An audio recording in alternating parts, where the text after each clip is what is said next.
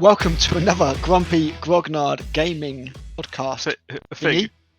that you continue to choose to subject yourselves to by listening to our warblings. I'm here with Matt again. How are you, Matt? Sup? You all right? I think I'm operating within acceptable parameters. Except not optimum, just acceptable parameters. Never I optimum. mean, it's I don't think my good enough, parameters were ever optimum, especially not now. But my age, our age, should I say? You're not far off. Oh, no, not at all, not at all. I don't look it, but I do feel it. I do feel it. Certainly. So, anything been happening with you? No.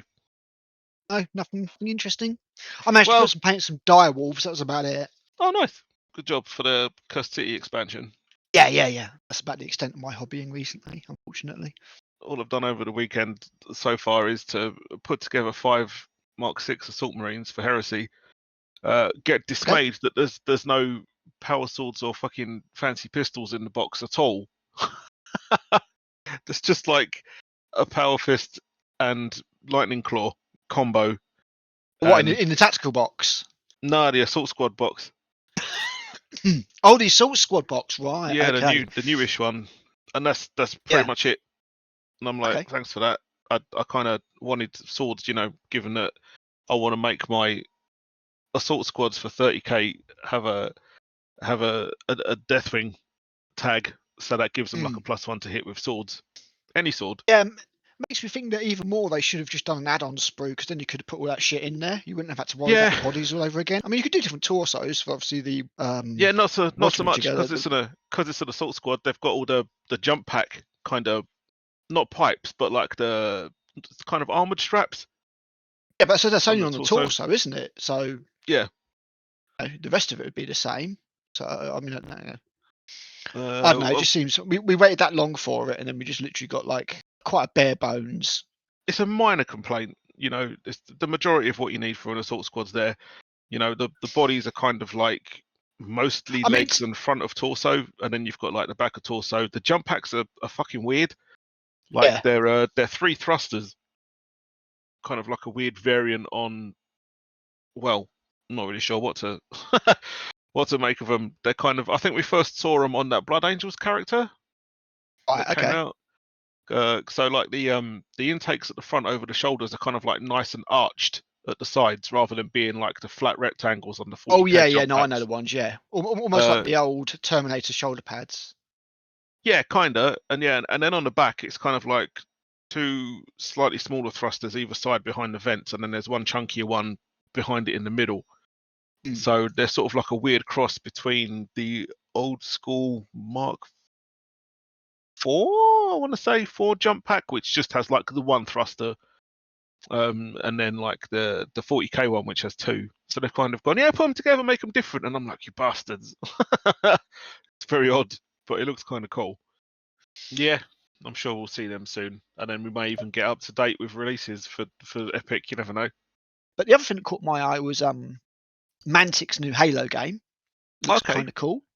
So they've done a Halo game. It's not a spaceship battle game or anything like that. It's actually a skirmish game. It looks like it's based upon their Dead Zone rules. And obviously something like Dead Zone, I never really had much interest in, because I was just like, well, I don't necessarily always like Mantic's designs, and it's not a world that, it hasn't got the IP that GW's got or anything like that. But the Halo IP, pretty cool. So they brought that out. You've got the Recon edition. It's like 60 quid, comes with not many models, but a load of card scenery and a board. Obviously, it's a licensed game. You're not going to get so much.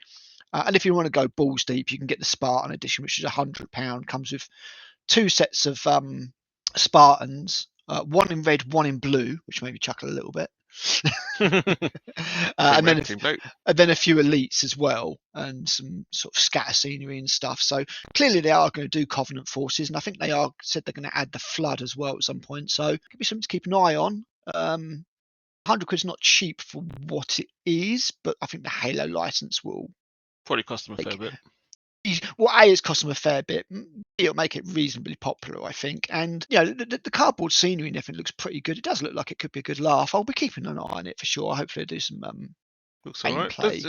Does it look a similar scale to like the Star Wars Flashpoint stuff, like game size wise? Because that's a skirmish game as well, ain't it? Shatterpoint. That's the one. If anything, I'd say it actually looks a bit smaller. Hmm. I mean, I've not seen much Shatterpoint played. This is quite small. I mean, this is probably like a 2x2 playing area. Yeah, it doesn't look that big. It does look square though, so it's So clearly not Games Workshop. whether it squares up, so whether it scales up or something, I don't know. But yeah, the recon box is just 4 aside, 4v4. Keep an eye on it. Yeah, that's as I say, it's very, very skirmish and everything. So, you know, I'm not too worried about that. I want to see some rules. I don't know about Dead Zone, but it's got no measuring tape. It's literally cube based. So Okay. I mean, I need to know more about it. But yeah, initial looks, it looks pretty cool. It looks like it's proving quite popular. The models look fairly nice. They're made out of the same stuff that they made the Hellboy stuff out of. So it's not that horrible Restic stuff. Yeah, And, I mean the Hellboy stuff was a decent standard. We had some fun playing yeah, I games thought with so. that. It was basically premium board game quality, I would say. Yeah. You know, so it was nice. So yeah, that's something else that's coming our way. I think they're taking pre-orders now, but it doesn't come out till September. So I'm like, yeah, you know what, I'll look into it a little bit later on. Yeah, it looks like it might be. So is that company doing pre-orders the right way by any chance? Yeah, fair play. Mantic are doing good stuff. I might hit them up and see if there's any info or anything they can send me about it, because yeah, that looks like fun. Nice. So that's us up to date with the news, more or less, I think. Although I did want to. Did you look at the rules in? They've done previews on the Battle for Beta Garmon. Did you look at the rules for the Shattered Legions? Very briefly, it looked a little bit complex, and I was busy with work stuff, so I was kind of like, yeah, it looks very a little bit cumbersome. Basically, what you do is you very this, very that. If you have the majority of this legion in a unit, then they get the special rule. As they take casualties exactly. and whatever, you know, you can remove them so that another legion is now the majority models, and then their special changes and blah blah blah. And I'm a bit kind of like, might be a bit overly complex. Like, well, especially with some of the interactions that come into play. So, like, say for example, you've got like more Night Lords than anything else, and you're causing fear or whatever. And a couple of Night Lords get killed, and then you lose that effect. Like, what the timing? Does it drop off immediately? Does it last in the next turn? It's very strange. So, I feel like GW might have just set themselves up for some more aggro there, but yeah, we'll have to see how it goes forward. Yeah, you know I can't remember how the first edition stuff went for Shattered Legions. I never really paid much attention to it because I wasn't playing them. Yeah, but I'm sure people out there who have got more time into first edition than I did will be able to compare the two. I'm sure they probably already have out on the internet somewhere. Yeah, I imagine. I mean, I looked at a couple of reviews. I've not looked a great deal into it or anything, because yeah, I do more modelling and painting than gaming than anything else at the moment. But modelling, you handsome bastard. Oh yeah, absolutely. You know, in my speedos all the time. Oh no, mental image. They do not need to have banana hammock. So banana hammock. Yeah, exactly. So pose a lore question that I thought was quite interesting. I was looking at this Vanguard. Was Data's brother a bad guy in Star Trek? There you go. It's a lore question. Not that lore. On several Warhammer levels. 40,000 lore. We're staying on topic. I was looking at the Termination Kill Team box. Obviously, we're both quite taken by that. We're like, yeah, that's really, really cool. Yeah, that was a nice box. And I was thinking, well, what I could do is because I've got loads of Gene Stealer cult bits. I was thinking I could take those Vatan, make them into little cult dudes. But then my brain got wandering, and I was thinking, would that actually work? Because they're clones, right? Yeah, but they don't reproduce. So they don't reproduce, exactly. So therefore, I'd say no. Right, and this is what I thought. So you can't have Cult Vatan. No. And then this got me thinking even more. And I was thinking, out of all of the races in 40k, Cult don't work for a lot of them. No, it's basically just standard humanity Pretty issues, much humans. Isn't it? Orcs, no good. They reproduce by spores. First race walking issues. Mushrooms. Basically walking mushrooms. Yeah, that's what it's like. Humans, Eldar, and Tau. Although everyone knows that the Eldar don't have intercourse, otherwise they wouldn't be dying out so much. Well, yeah, exactly. They don't have enough sex to be viable for a cult. Yeah, I think the Dark are just like lol. The Dark Eldar probably do, but they probably get just too interested in cutting each other up and stuff. So, and I was just thinking, fair, I think some of them would probably embrace it. They'd be like, yeah, now I've got arena warriors with an extra arm. An extra arm. What are you going to do about it? Well, I mean, I could certainly see them being sadistic enough to take slaves and deliberately impregnate them with genes to the cults. Yeah, with stealer DNA. To get sort of like more challenging things to fight and stuff like that. That's something that could be explored, and that could be really cool. Plus, to be fair, it's a lot less effort on their part, because all they've got to do is say, "Hey, look, you two like each other. Hey, look, we're just going to inject you with this. Bend over. Where's your bum cheek? And now you guys just go at it. It'll be fine." And they're like, That's not "What? the You're not usual. They're gonna be like, "What? You're not gonna torture us and kill us for fun?" They're gonna be like, "No. Just go at it over there in that cell. We're just gonna watch for educational purposes." And they'll be like, "Okay, we've done all right. Yeah, but long term, no, you ain't done all right." It's all downhill from there. That was combat drugs you injected us with, right? Yeah, combat drugs. Yeah, No. yeah, it's like that Padme meme, right? Yeah, exactly. That's exactly what I was thinking of, and that's exactly what's going on the video. I'm gonna do it. Oh, And no. and then the second time round, I'm just gonna put a gene stealer's head on her. Yeah, it's like a pure straight head, just for complete extremity. But yeah, I was just thinking, like, gene stealer cults are actually, kind of limited, because it pretty much is only humans. Yeah, humans, Eldar, Tau. I mean, in one of the Cathias Kane novels, I think some Tau get infected by pure Oh, strains, really? and the I last would have thing that thought he sees is them getting bundled into the back of like an Orca dropship, and I'm like, uh-oh. the reason I wouldn't have thought it would happen with the Tau is because I just wouldn't think the Tau would have the kind of society. Because obviously, one of the reasons it works with the gene stealer cults with humans is because there's a lot of opportunities for humans to hide.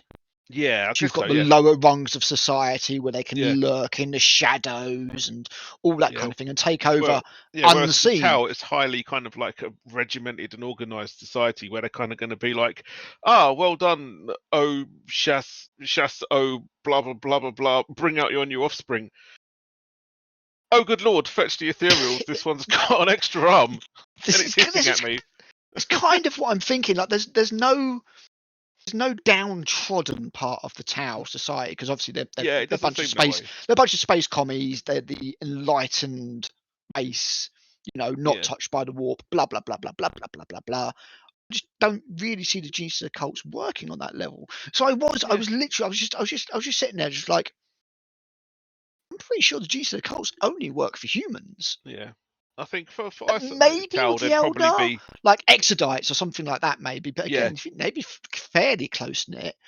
The reason it works for the humans is because they are so numerous. They're so fucking. There's like 1 billion of them in a hive. It's like when people go, "There's no Skaven in 40k." It's like, Yeah, humans are the Skaven. Yeah, exactly. I mean, yeah, I was just thinking, like, that's the only level on which the genius of the cults work. Like, that aspect of the Tyranids, infiltration aspect, only works with humans. yeah. They I see mean, a to be nice. fair, I think in the setting that works anyway, because the humans are by far the most popular species in the galaxy. So they're just like, Yeah. "Yay, it worked." Yeah. Oh, absolutely. I mean, you send out the cults way and way ahead of the fleet, sort of Yeah. like in Gene Stealer, sort of like vanguards and stuff. But yeah, it was just something I was thinking about, because I was just thinking, like, oh, those Votan, I could quite happily turn those into and I was just thinking, Colt. It's like, nah, no, that's not going to work because they're fucking no, clones. yep.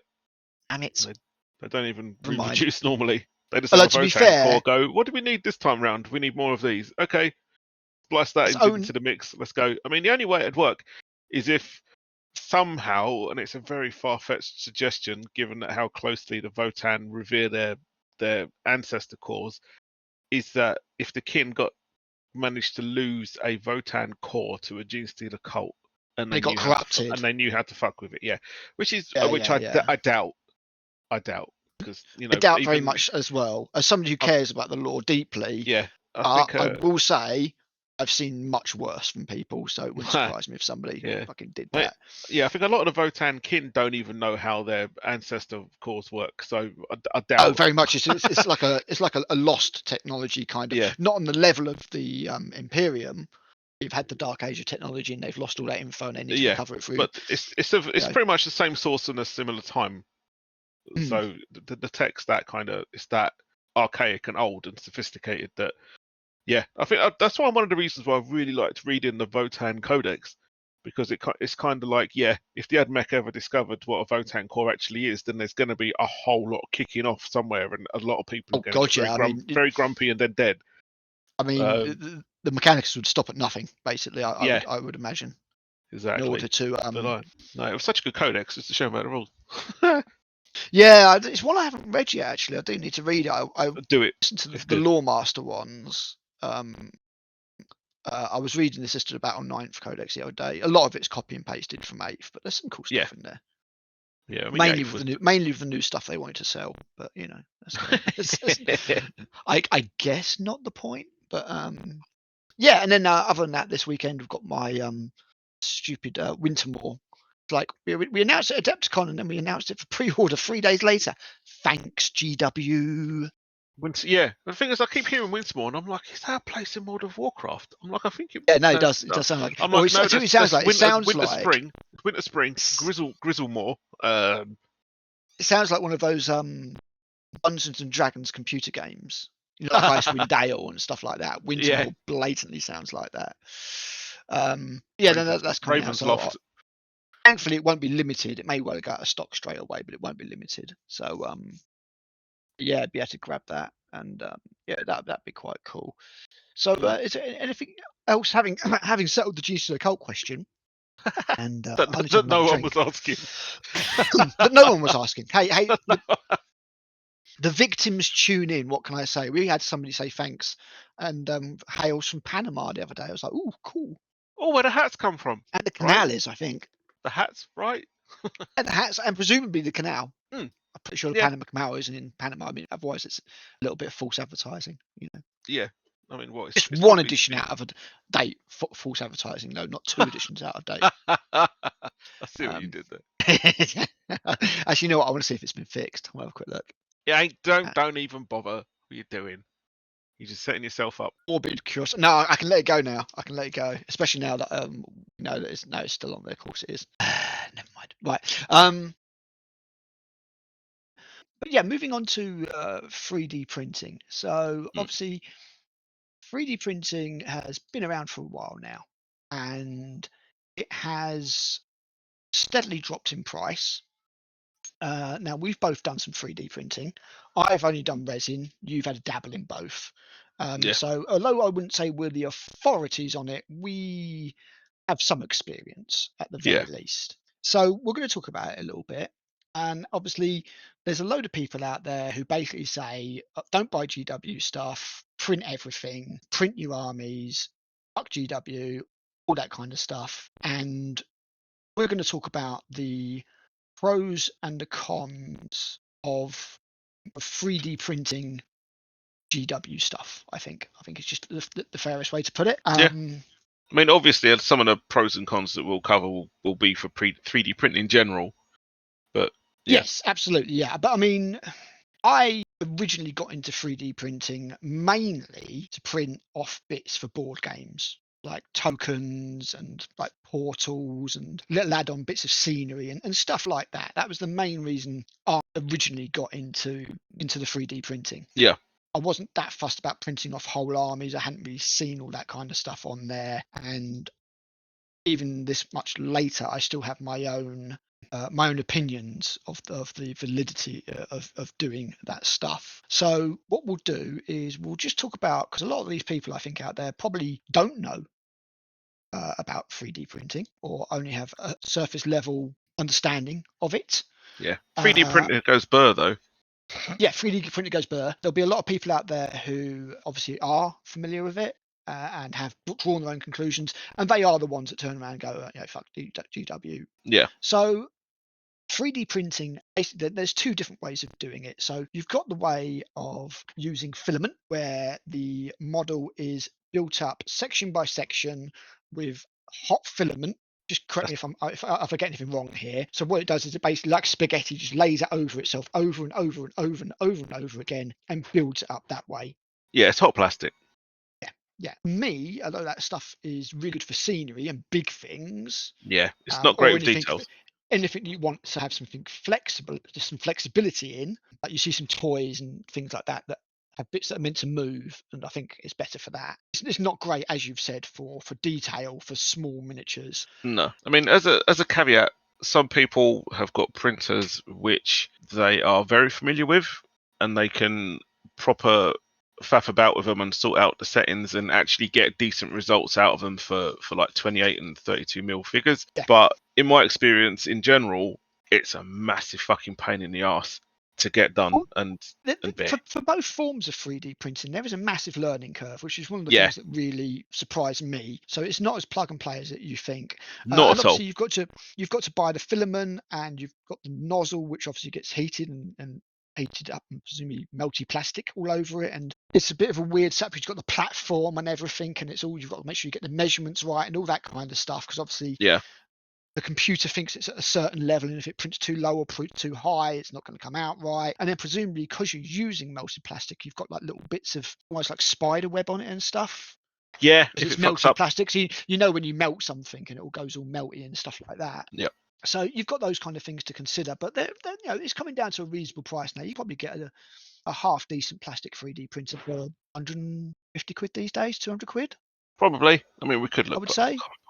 Yeah. Again, for scenery and stuff like, say for ruined buildings or something like that, and stuff that you're maybe just going to like cover a load of texture paint all over, and it doesn't matter if it's a bit rough and ready, you're just going to dry brush it. Yeah. I think that kind of thing can be quite good. And I don't know how much the filament works out at, or how much you get out of the filament. Obviously, it comes in different colours and all that kind of stuff. I can't remember off the top of my head, to be fair. But the spools do last quite a long time. I would say they. Yeah. Again, it depends what you're printing. Like if you're doing little figures and stuff, I'd say a spool of FDM filament probably lasts longer than a bottle of resin. Okay. But if you're actually using it for big scenery and stuff, then obviously no. It's not. You're just going to use more of it. Yeah, which makes sense. But again, I mean, I think it is more suited to printing bigger stuff. I'd say so. And the other thing is it's presumably quite light as well, because it's just plastic. So I mean, I presume the stuff's not heavy. Not really, but it depends on how you do it. Like it's similar to resin printing, that if you're going to do a large solid object, you don't want the interior to be solid plastic. No, you want to do like a shell. You want to do a shell, don't you? So in a similar way to where you print with resin, you can just do an outside shell, or you can have like a supporting kind of lattice structure on the inside. FDM kind of does the same, so you can have like crisscrossy kind of grid on the inside of a thing, or you can have like a zaggy whatever, just to make sure it doesn't collapse on itself if you put anything on top of it. Yes, yeah, okay. So that's the plastic side of it, which I haven't done. I do sometimes think about getting one just for printing off. For example, if you're going to build off so cosplayers do a lot of that kind of stuff. Like if you're going to print off a big chainsaw, probably not going to want to do that in resin. You want to do that in plastic or a bolt pistol or something like that. And I've seen this stuff and it looks quite nice. So definitely in filament. Yeah, for anything scale or props or anything like that, you want to use a filament printer. So the other type of printing, which is the one that I've done, is resin printing, SLA printing. It's similar cost. You can probably get a half decent one for about 200 quid. Yeah, like the Elegoo Mars, which is the model that I tend to stick with. No pun intended. Yeah. I mean, I've got a Mars. The Mars 4 is about 230 quid. Yeah. But you can get other models from other companies that's for a less. 4K print. I mean, I'm looking. There's an Anycubic Photon Mono here. So under 200 quid. 4K, and it's 169 pounds. Yeah. So it's pretty damn cheap, and then the resin varies depending on the quality and things like that. There's quite often deals. Yeah, and the type. So you can probably get a bottle of resin for about between 20 and 30 quid. No problem. Yep. Depending on what you get. The resin does only last for about a year. So if you keep it for over a year, you've got to get shot of it. We'll go through the cons first, I think, with 3D printing, talking about resin printing. The fucking first hassle. Con is that the resin itself is nasty stuff. Yeah. It's horrible stuff. Not only is it really not good for you because of the materials it's made out of, although there are, again, some safer or reasonable. You don't want to go drinking it, but there's less toxic versions out there now. You've got some plant-based stuff and stuff like that. Yeah, I used to use that eco resin. Yeah, it's still not great. It's still not great. It's not nice. Yeah, not even latex gloves will save you. Oh no, I use nitrile gloves, and if you get it on your skin, it's horrible stuff, and it kind of, because the thing about resin is it doesn't dry. Nope. It only cures.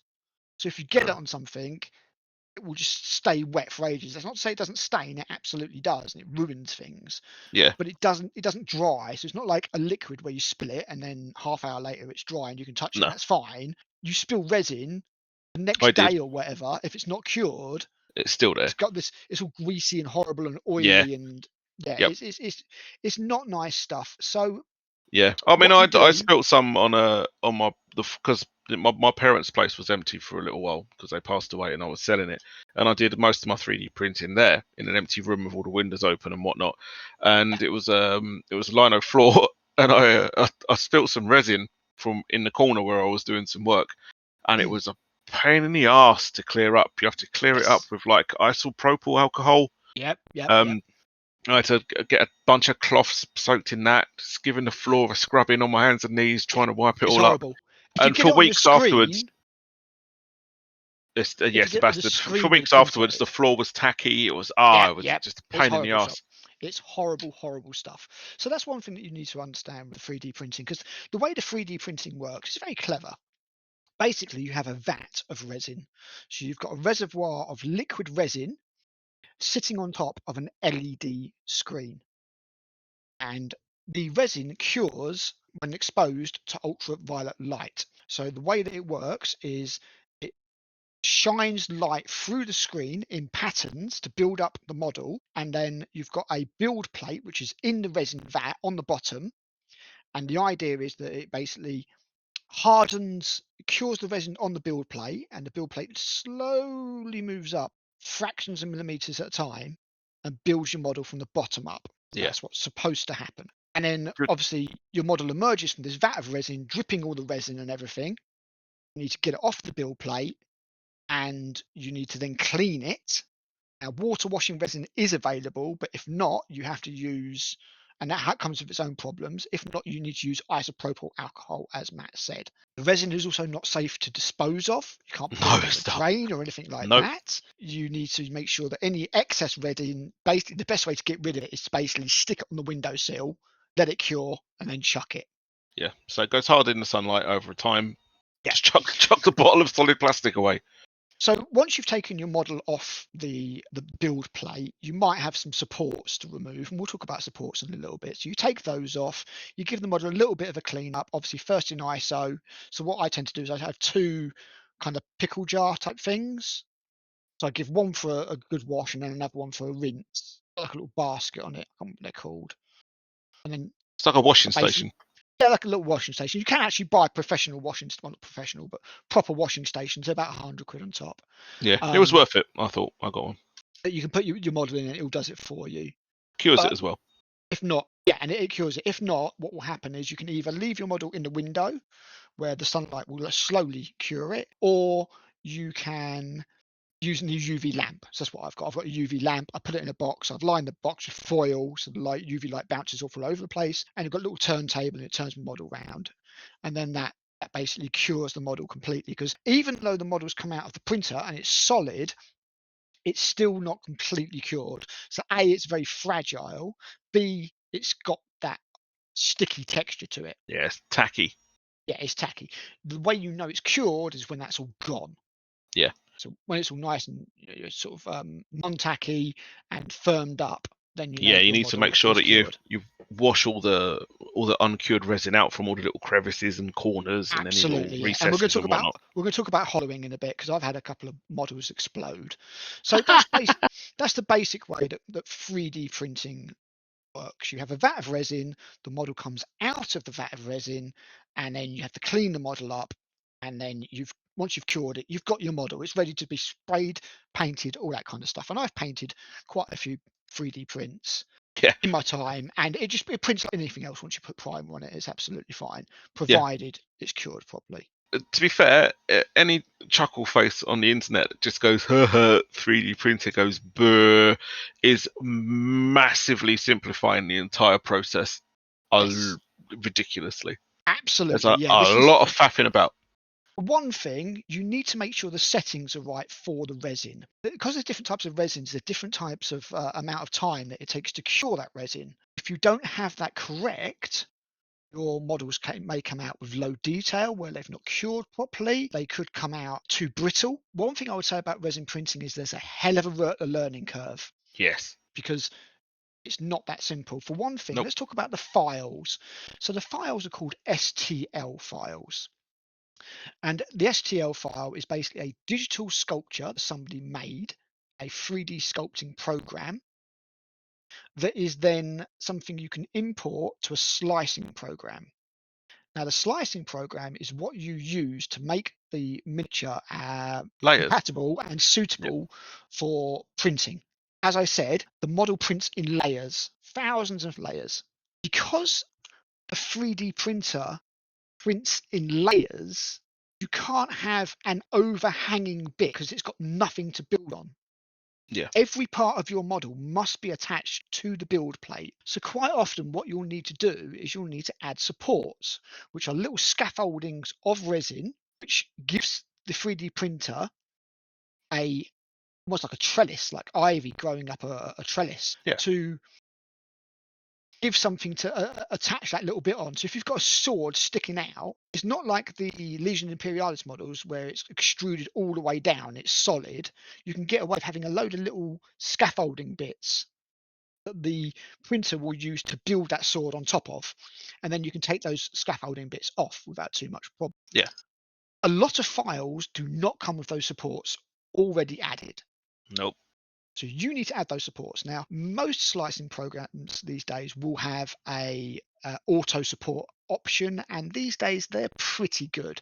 Back in the day, they weren't so much. You'd have to do a lot of adding support on your own. And the other thing you need to understand is that when you take these supports off, you're going to have tiny little either holes or little burrs on your model that will need cleaning up. It's similar to when you cut models off a sprue. Similar to when you cut models off a sprue. Flash, basically. So what you might need to do is you might need to angle the model so it's backwards, leaning at 45 degrees. So basically what you want to do is when you orient a model, you want as much verticality out of the model as possible, if that makes sense. So when you get something like a rhino tank or something like that, you want to do it almost diagonal so that there's as much of a vertical line going through the model so that there's always something to build on. So there is a learn curve with both the settings, getting the models ready, slicing the models. And what slicing the models is basically saving that model into those thousands of different layers so that the resin printer knows which pattern to use for each layer to make your model. It's very rare you get 100% success rate out of your 3D printer. Yep. If you try and print too much resin together, it can get stuck together. If you try and put too much on the build plate, you've got to look for overlaps, all that kind of stuff. The other problem you might have is the build plate has to be absolutely level because it's basically touching the vat, the bottom of the vat. If it's not level, you might find that resin sticks to one side of the build plate and not the other side. So you might need to put a little bit of clarity into what the vat and the build plate actually look like. So your vat is either a metal or a plastic, or basically a vat, but it hasn't got a solid bottom, because if it has a solid bottom, there'd be no way the light can get through. So what you've got is you've got a film called a FEP on the bottom, which holds the resin. It's like a very thick cling film, I suppose. Yeah. Very thin plastic.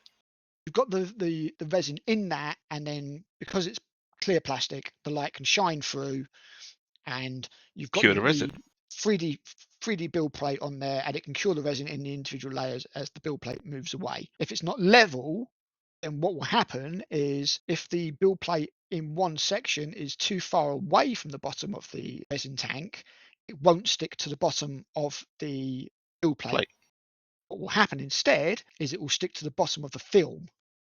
So you'll have like layers of resin basically on the bottom of the film. One of the problems with 3D printing is because you don't see the model until it emerges from that vat of resin. So say your vat, for example, is what, 20 mil, 25 mil maybe? Deep. Yeah. Yeah. If you're printing a 28 mil model, you ain't going to see it until it's almost done. I mean, and you even won't then, know if it's failed until it's almost done. Yeah, I mean, and even then, most 3D printers, they've got like a a coloured plastic cover that goes over them to basically protect the process from external UV light while it's printing. That's essential, because otherwise your resin will just cure in the vat. Yeah, and they're usually different colours to facilitate that purpose, and they're usually I've had like one red and or one green. I don't know if there's any difference. And they can be quite difficult to see details through, especially you're like me and you're printing in black resin because you're an idiot. I wouldn't do that again. It's my go-to colour for printing stuff. Yeah. So again, like Al said, you don't really see what the end result is until it's finished, and you take the cover off the printer and you just take a look at the build plate and take it off and go, oh, that was completely wasted 3 hours of my life. Yes, and that's and the other resin thing, is because it's printing in layers. These things do take quite a long time to print. A long time. Some of them are overnight jobs, especially if you're doing filament printing. Some of the new ones, filament takes a lot longer, but some of the new ones are faster. I think the longest print I had was about 8 hours, which is quite a chunk of time. Obviously, when you consider you've got electricity costs, all that kind of stuff. They're also not super quiet. No, there is definitely a resin smell from the printer. So they can absolutely stink. You want to make sure you do it in a fairly ventilated area. Yeah, it's not a great smell. You also need to make sure it's not too cold, because the resin is temperature dependent, and if it's too cold, it won't stick to the build plate. So it needs to be at least sort of like room temperature, warm room temperature at the very least. I've had to stick a heater under mine before to make it work. So there's a few different bits and pieces, and this is before you even get the model off the printer. Then we need to talk about maintenance costs, because what you'll find quite often is if you've got to take bits off the bottom of the FEP, you might tear a hole in the FEP, and it only needs to be a teeny tiny little hole for it to and seep then what's resin out. happening is your resin is going to seep out of that hole and go cure all onto over the bottom of the screen, which is going to do two things. One, it's going to fuck up your print, because the resin's not going to be able to, the light's not going to be able to get through. Two, you might fuck up your screen. Yep. I have had to place more FEPs than I care to mention. Yep. Yeah. Whether or not I'm just very clumsy or what, just a bit heavy-handed, I've had to do at least 12 FEP replacements. And every what are your time, hands made out of hams?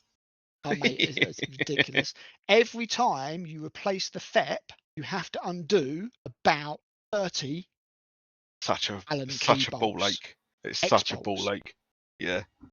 And then when you put the new FEP on, you need to make sure the tension's right, and there's just a lot to it. It's a pain in the ass. I've had to replace the screen on my printer once, and I put a screen protector over it. It's a lot. It's a lot. Yeah. It's not super easy. If it was super easy, everybody would be doing it. Yeah, it's nowhere near the threat to Games Workshop level production that people on the internet like to say it is. Nowhere near. Not a chance. It's not. It's just not easy enough. And yeah, it's easier than it used to be. And there's a lot of people out there who are doing full 3D printed armies and stuff, and you can get it. It's not as easy as 3D printing goes. But if you've got everything dialed in and you're really good at it, then yeah, you can probably print off a load of stuff. Yeah. And I've got some 3D printed stuff. I've got a couple of 3D printed custodes characters, not copies of anything per se, but just like with different weapons in loadouts. that style. Yeah. I think my Alaris Terminators, a couple of those are 3D printed. Again, because I wanted different loadouts, I didn't want to buy two different squads. And I've 3D printed a load of Grey Knight bodies and bits to make use of all the arms that come in the Grey Knight box sets. So I can do multiple versions and things like that. But let's now get on to the models themselves. Because obviously, as we said, these are 3D printed models that are built from the ground up. The 3D models need to be done in a fairly specific way. You can't have really, really fine bits and stuff like that, because they will just snap off. Yep. Still quite brittle resin. It's quite brittle resin, yeah. I mean, the ABS stuff seems to be a bit more plastic-like, but then, in my opinion, that has its own problems. I tend to lose a little bit of sharpness in the tokens that I printed off recently. They weren't very sharp. Whether or not I just changed the resin settings, whether or not I've just got an old printer and maybe I just need to upgrade or not, I don't know. I did notice a difference. So quite often you'll find that these resin models, they're not like GW plastic models. They're not engineered the same. They're not quite as detailed. They're not as clever, I suppose. They tend to be one piece. You don't tend to get multi-piece resin models very often. Depends on the designer, really, isn't it? If they do STLs for individual bits that you Yeah, can, it depends. I mean, like a lot of arms the and stuff I stuff. look Then at yeah, is board games and things. So I think they tend to be single piece models. single But pieces. Yeah, obviously, a lot of vehicles and things tend to be multi pieces and stuff like that. And I suppose dreadnoughts and things like that. I've not seen a resin model yet that is the equal to a proper good GW model. no, same. I've just not. No matter No, how good your printer is, no matter how good the quality is, no matter how good the file is, I've not seen anything that is as good as a GW model. And that no. needs to be said. That needs to be There's said. some that come close. Yeah, there's some that come close. I think what you get, you probably get quality of something like China Cast. Yeah, I think it's fair to say. yeah, You know, it's like it's good quality and everything, but it's just slightly off. It's close, but it's not as good.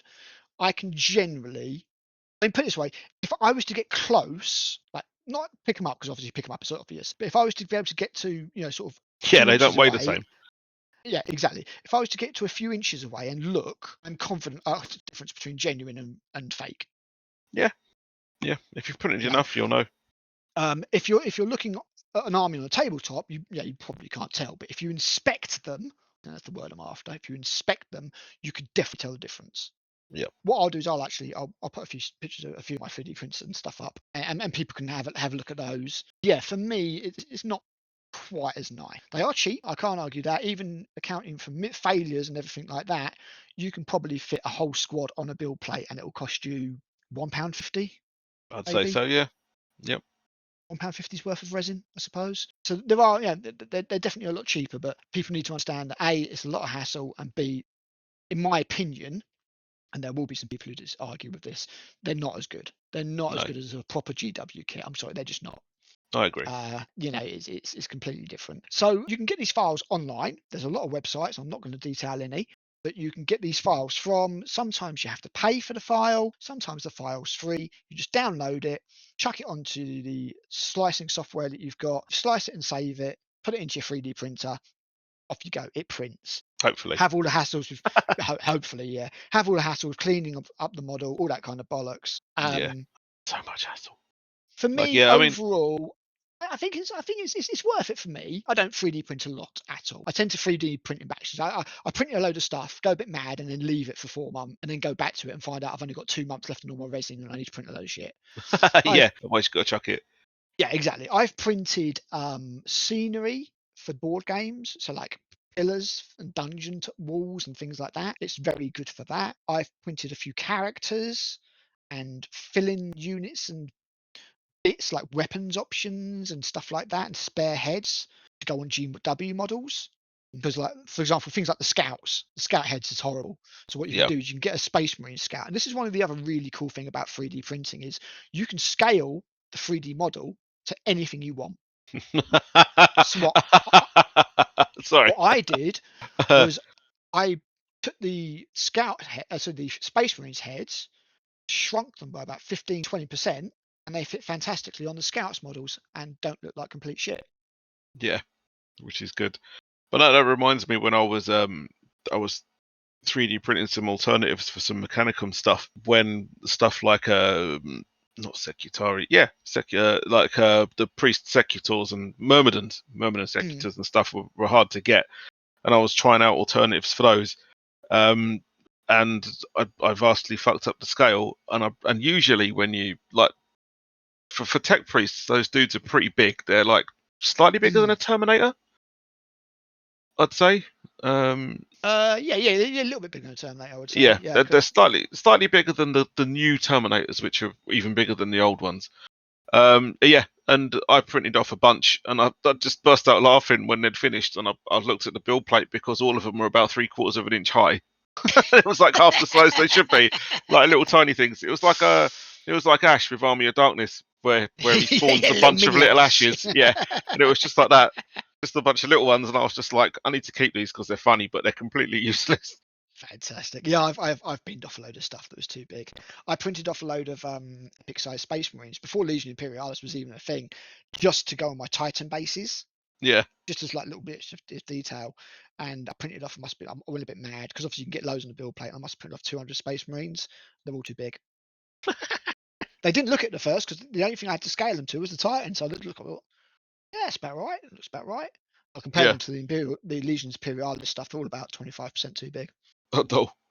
So they weren't too bad in fighting bases and stuff like that, but they're certainly no good for Legion Imperialis. Whether or not I print any more stuff or not, I don't know. But yeah. So that's a rough overview of what you need to do, what's involved. It is getting cheaper. It is getting easier, but it's always going to be a hassle. You're always going to be dealing with chemicals.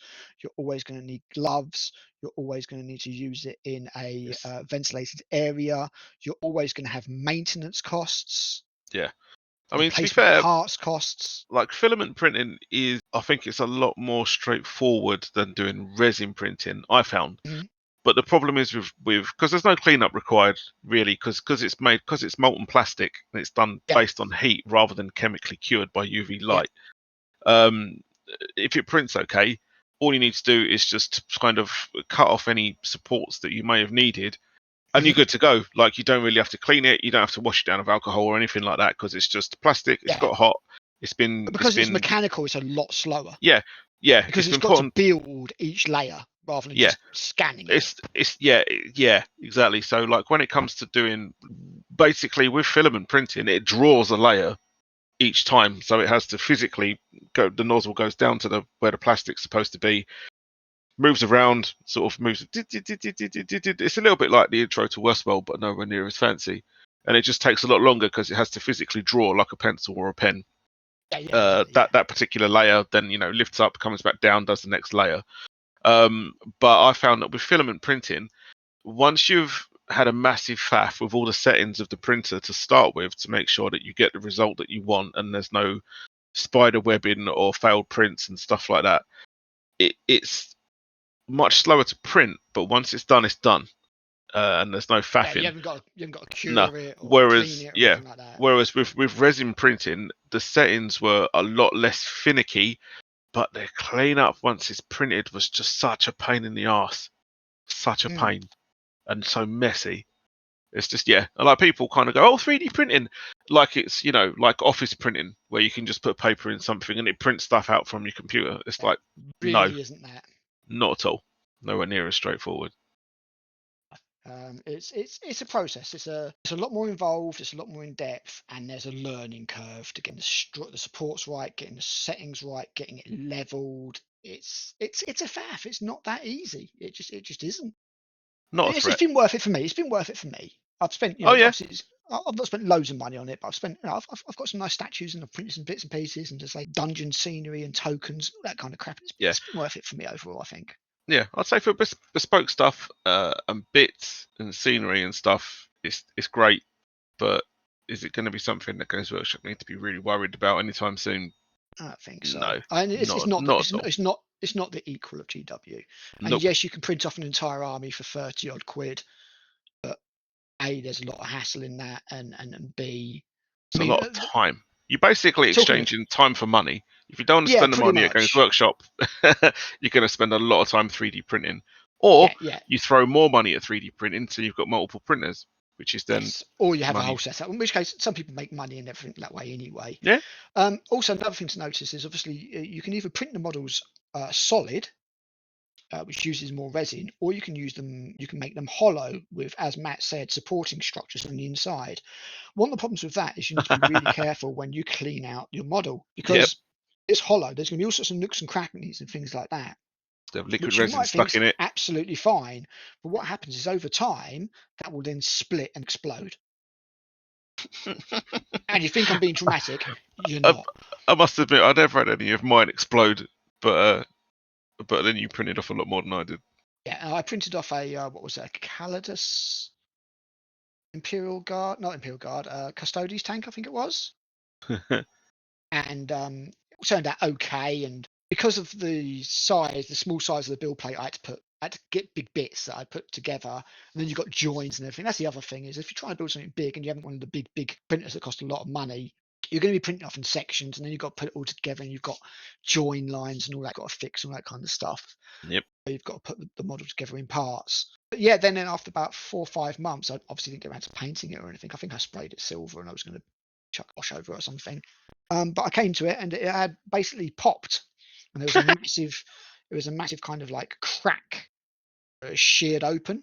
Oh no. Because obviously the resin's trying to cure or whatever it's trying to do, and it's just it's just gone. Was there So, still resin inside it? And it basically there was still kind of there was cured still and expanded and broke it. yeah, there was still resin inside it. So although you put drain holes and everything in models when you hollow them out and everything, I think what we need to say is just it's not as simple as it seems. It's really not. It's just one of those things. Now let's talk about the ethics of 3D printing. What like the aeroplane kits? Not ethics. So there's a lot of people out there who make one-up copies of GW models and sell on the basis that obviously it's going to be cheaper than GW, and you can print as many as you want for that money. So you might pay 20 quid for a tank, but you can print as many of those tanks as you want on paying that 20 quid. Yeah, 20 quid for the design files. Yeah, exactly. I personally don't like that. No. I think that if you are making a direct copy, and some of these are even scans of GW stuff, and then making a profit off that, I think you are absolutely opening yourself up to be bent over and buggered silly by GW's legal department. Yep. Even more so if you are stupid enough to label it with GW terms. I think is So that fair people can enough. find it. A lot of people have been shut down for this. A lot of people have made one-on-one copies, either for free or charging a premium. GW have basically said, wait, sort this out, otherwise we will sue you through the floor, and we have a lot more money to spend on lawyers than you do, and you will be financially fucking ruined. These files are not particularly hard to find, I have to say. Nope. If it comes to a one-on-one copy and you make free, I would say that it is still not on, because you are basically ripping off GW IP. And I know there's going to be people that are like, fuck GW, blah, blah, blah. I know that's going to be a thing. If you are making a free, an actual one-on-one copy, then I think you are opening yourself up to that, and you deserve it if you get hit by their legal department, in all honesty. Yeah, pretty much.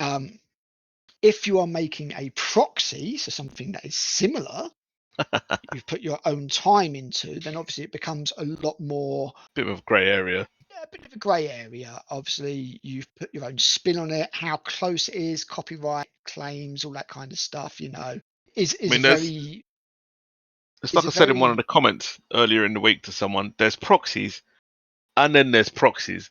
Like Yeah. I've seen on eBay an exact copy of part of a Games Workshop model, like a turret for a tank or something. Yeah. Whereas if you wanted one, you'd have to go and buy out a whole different new version of that tank just to get that particular turret.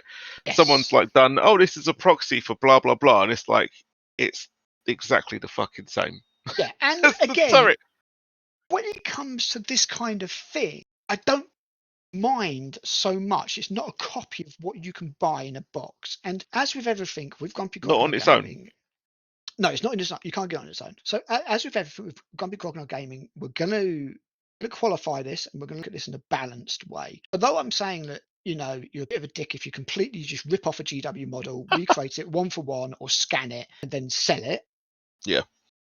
It might be the instance that you can't buy that model. Yeah, I mean, yeah. If it's stuff that if it's something you if it's stuff that you can't get, if it's discontinued or whatever, then sure. Then, like you're not doing Games Workshop out of any money if you can't give them money to get the thing. Yeah, if you can't buy the real thing, then really you can't have too much of a go about making that thing then available to people who can't purchase it, if you know what I mean. And again, Yeah. I kind of feel the same with bits. If it's bits that you would have to buy a whole kit for, while it might be argued that maybe you should buy that whole kit, if you're just printing off a bit for a conversion, like some shoulder pads or something like that, I'm not going to be too judgmental of you. No, I think we've all done it. You know, we've all done. I've printed off shoulder pads. I've printed off shoulder pads from other people. You know, because it took ages for GW to get the Horus Heresy shoulder pads done and everything. Yep. So these minor conversions, bits, as I say, maybe even a character. Maybe you don't want to spend 30 quid on a character and you just want to print off a 3D printed character. Is it totally kosher? No. Am I going to really judge you for it really badly? No. No. You know, it's not like you're rocking up with a completely 3D printed army. And some people do. And again, these armies are, again, sometimes close to, but not exact copies, if you know what I mean. The meaning Yeah. of the meaning of proxy. And again, it's not. I'm saying I wouldn't play against it. Absolutely, it's just not something that I choose to do. Yeah. I print for bits. I print a character here or there. I sometimes, because I'll flat out admit it, I can't afford Forge World prices because they're absolutely insane. So I Yeah. might Not everyone can. print Like, off, it's no shame in it. might print off something like that. Again, limited by size. Again, I tried that Calidus tank. It was like 80 quid for one tank. I was like, I can't afford. I haven't got that. It's fucking ridiculous. Yeah. So I'll 3D print one of those. So again, those kind of, although I might sound like I'm self-justifying, being hypocritical, those kind of things. You know, if you can't afford these stupidly large amounts, then yeah, I mean, maybe 3D printing is your only option. But people that are making one-on-one copies of GW stuff and then selling it, I don't really agree with that. And I think that if No. you get taken down by GW, you probably have it coming. If I'm being Yep. completely honest. You know, GW don't tend to tolerate that kind of stuff. But again, at the same time, if you want a Legion Imperialis Predator, your options at the moment are to buy a whole new core box and try and get rid of the other stuff. Yep. Pay through the nose on eBay. Pay through the nose on eBay, or to buy one from Etsy, like a 3D print, or to 3D print it yourself. You know, that's not your fault. GW are leaving you only those options. And you know, if you're 3D printing something, maybe because you want to test out a color scheme or you want to do something different, and yeah, again, I'm not going to. Maybe you don't want to spend GW's high prices, but at the end of the day, if nobody buys GW stuff, GW goes out of business, and we just lose everything that we want to. Yeah. And the same goes with games. If nobody buys Legion Imperialis stuff and everybody prints off their armies, GW will not support it. Yeah. I mean, I lived through the rise of 8-bit computing. I had a Commodore 64 and like a BBC when I was a kid. That obviously that evolved into 16-bit computing and gaming with the Commodore Amiga and the Atari ST. And those two platforms particularly were massively popular when I was in like high school, senior school, whatever you want to call it. And everyone had little disk copying programs, so you could just, you know, your mate would lend you a game, you'd stick the disc in, it would be like insert game disc, and you put the game disc in, it go neat. I remember tapes. Yeah, and you just you know, and you just Spectrum go and tape. Half hour later, kids wouldn't be able to survive these days. no, Kids just they would wouldn't. not survive these days. Tape loading. No, but my point is, like, you just copy games. Like your mate would lend you one, you Yeah, literally just absolutely. copy the disc using a little app, and it killed off the gaming scene for both of those platforms. Like 16-bit gaming tanked. And I mean, yeah, it was replaced by the birth and rise of PCs, but you could look at PC and how much that cost, and then you'd look at an Amiga and how much that cost, and the fact that it would work on a TV and you wouldn't have to buy a dedicated monitor for it, and you didn't have to buy a separate keyboard or anything, you know, because it was all just a keyboard and a machine in one thing, and it used the family TV or whatever. And the quality of games on the Amiga and the Atari were miles better than what was on the emerging PC scene, especially for audio and stuff like that, because a lot of PCs only had like MIDI, or they made little bleepy sounds through the PC speaker. They were nowhere near as good or as advanced as the stuff that was on 16-bit computers at the time. Even though the PCs ended up being 32-bit, but the piracy killed off the 16-bit gaming scene, killed it dead. There's no money in it if people can't sell stuff, so they stopped making stuff for it and they moved to PCs instead. And I don't want that to happen to another hobby. We've all downloaded films or music. Back in the day, good old LimeWire. Downloading one song at a time, 50-50 chance of it being a virus. Azarias, I remember being another one. The little poison dart frog, blue poison dart frog. I vaguely remember that. Way before BitTorrent clients. You know, we've all downloaded stuff. We've all done this. So I'm not gonna stand on soapbox and say, oh, 3D printing is evil. It's got its place. It's absolutely got its place. Yep. And if you decide to have a 3D printed army and you're happy to put that time in and all that kind of crap, and whatever, you go for it. But all I'm saying is that I think selling people that sell, you can go on Etsy again. I'm not going to tell you where, but you can go on Etsy and you can buy actual scans, 3D printed scans of GW models, or files to print them. And you can tell because they've got a little bit less fidelity and a little bit soft in the details and stuff like that. If you want to do it, you can do that, but you are going to have a reducing quality and you're not supporting the hobby at the end of the day. I choose not to buy codexes. I access codexes a different way. I refuse to buy a book that is going to be out of date in 3 seconds flat. I wait and I access it, the rules via alternate means, be it a Russian site that I can't remember the name of that's got all the codexes on it, which I actually saw a GW staff member using once, which was fucking hilarious. Walked into Warhammer World, you've got a guy on the desk. Yeah, with a computer screen. As I walked up and round the stairs that goes round the entrance to Warhammer World, I looked on there, and I can't remember what the website is because I've not used it in bloody ages, but he's using that Russian website. Yep. I saw the screen. I can't remember what it's called now. With all the rules on it. I know the one as well. Yeah, I'm frankly shocked that the IT department at King's Workshop hasn't got that blocked. I was going to say, I couldn't believe that he was able to access it. But yeah, there it was. Got a firewalled off. I was tempted to take a photo as I went up. Something.ru, I can't remember. But yeah, there's obviously way. And as I say, my own personal thing, I refuse to buy codexes. I don't think they're worth the money. I think they're shit. I think the fact that they're out of date in 5 seconds flat, I don't want to buy a book that's completely out of date. I'm quite happy using Battlescribe and accessing 3D, not 3D, accessing digital copies of those codexes via various means. But I buy the models. Yep. I buy the models. I spend a fuck ton of money on GW. I'm always spending a fuck ton. I spend far too much money on GW. That's the way I choose to support the hobby. We have done for a long time. And have done for I could have bought a house. I could have quite literally bought a house with the amount I've spent on GW over the last 30 years. Sure of it. Absolutely sure of it. Absolutely. No problem at all. So I'm not going to moralize and everything like that, but we wanted to put our take on 3D printing. We want to explain what we think about it, why it's not really a danger for GW at the moment. Yes, the people who 3D print, they 3D print and they're very passionate about it. But a lot of them are breaking the law by making direct copies of GW stuff, and GW do shut them down. I see them get shut down. I see them disappear. Yeah, you go on 3D cults. Oh, that's not there anymore. Yeah, exactly. Yeah, that design's gone. Well, I see stuff and I'm like, I see it on there and I'm like, mate, you're asking for it. Yeah, you're gonna get busted. You've made an absolute one-on-one copy of, I don't know, Lion or something, and you're charging 30 quid for it. Yeah, GW just gonna smash you to pieces. It happened with a load of Tyranids. There was a guy who did a load of Tyranid stuff, did copies of Leviathan bits, and he was charging crazy money as well, like 40 quid. Nearly, it was not far off the cost of the actual kit, but obviously, again, the thing is, you can print as many as you want of them. Yeah. And I was just like, mate, you're asking for it. You can try and disguise the name. I mean, put it this way: if I worked in GW's legal or IP protection department, it'd be so easy to shut these people down.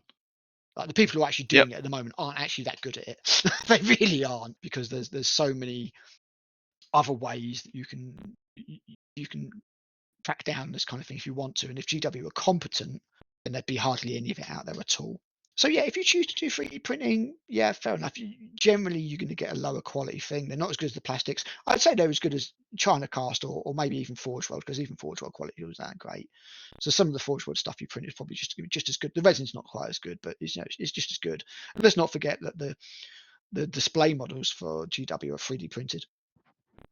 GW 3D print themselves. I think they 3D print their prototypes, don't they? Yeah, and they exactly. put them into mass production. I see the print lines all the time. Yeah, some of them have still got print lines on. We expect better from your Games Workshop. Yeah, well, sand off them print lines. Yeah, exactly. Well, things aren't being sculpted and cast into free ups and things like that anymore. Bit of a shame. So yeah, that's 3D printing. sound off below in your comments what you think. Some people are going to be of the opinion of, oh, fuck GW, I'll 3D print everything. Fuck you, I'm not buying anything, I'm not paying your prices. Yeah, 3D printer go burr at the end of the day, but it's not as easy as people say it is. Why does everybody do it? Messy, it's noisy, smelly. It's like a bad for you. small grey child. I've seen the pictures of you with the gas mask. Respirator, sorry. Yeah. Yeah, that's it. I mean, what would you think, Matt? There's not really anything else to say on 3D printing, is there? I think we covered it pretty much.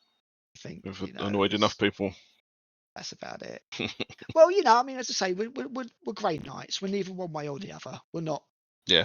We're not. Oh, nobody should. Everything for GW is brilliant. Oh, that £1 billion company will never survive if you 3D print everything. You shouldn't. You shouldn't 3D print anything at all. You should just buy GW stuff 100%. Blah blah blah blah blah.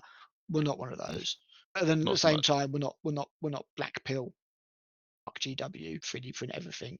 No. They deserve to go out of business, all that kind of crap either, because they've got very talented people making very nice models that are very high quality. Some of them are should be rewarded for it. Some of them are ridiculously overpriced, but yeah, I personally believe they should be supported for it. Definitely. And if you want to think if you want to see why we think that, then check out our pricing videos that we've done. The first one where we discuss one of the reasons why GW costs so much, why their competitors are lower priced but of lower quality, arguably. And then in the second one, we just rip apart a load of stuff that really does genuinely take the piss. Because it does. Yeah, I think we'll call it there for the 3D printing. Thank you very much for tuning in. If there's anything you'd like to hear from us, because otherwise we'll just pick stuff at random, then sound off in the comments. I'll finally edit it down to something that's under an hour or an hour-ish. Yeah, oh God, mate, every time. At least we're gonna go on for 3 hours like last time. A share, a like, and a subscribe, and yeah, carry on listening and let us know what you think. Right, cheers, guys. Thanks for your time. Bye.